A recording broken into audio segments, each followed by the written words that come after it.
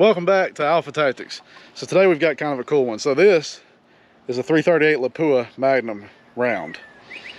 And this is a magazine for a 338 Lapua, for specifically a Savage 110. So these rounds are no good. As you can see, for any of you guys that know anything out there, that right there, it's hitting, well, kind of hard for me to show.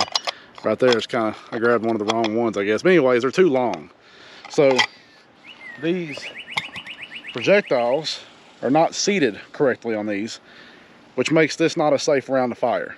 So our first thought was, what can we do that's more sketchy than firing out of a gun?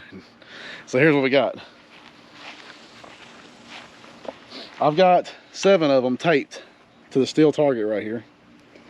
And what I want to know, and I've seen people do it before with smaller rounds inside the magazine, maybe, you know, to see if having the magazine on your chest or plate carrier with rounds in it and you get shot there, if it could be harmful to you. And those are pretty cool little tests, but I want to see about the bigger rounds. I don't have any 50 BMG. I kind of wish I did, because I think that'd be even more fun.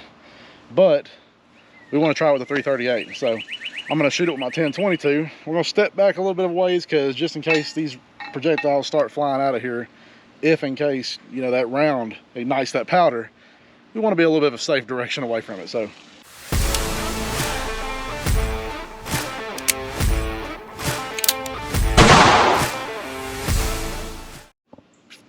I'm actually going to shoot them with my new little custom done 10-22.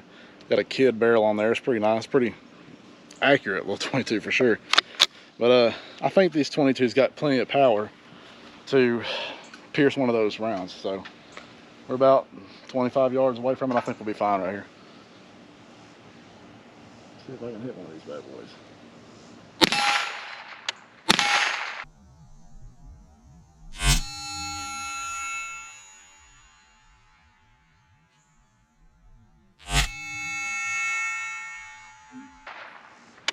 Oh, look at that. Hold on, so before we shoot the rest of them.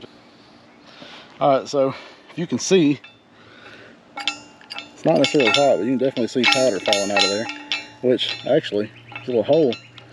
Powder's actually dumping out of that round. So I can't see it behind the tape, and we'll pull it loose here in just a second. But you notice I hit that one, and that projectile looked like, in the scope, that it fell. Oh, look, check it out. So right here, you can see it flattened out, that base of that round, or projectile, I guess. That's pretty sweet right there. So I didn't actually hit the back part of the casing like I wanted to, so I'm gonna try that again, but that's pretty neat right there.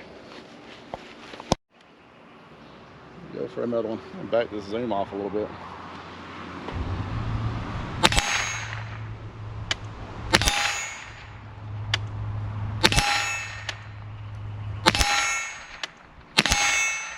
They're dumping out. Let's go check it out.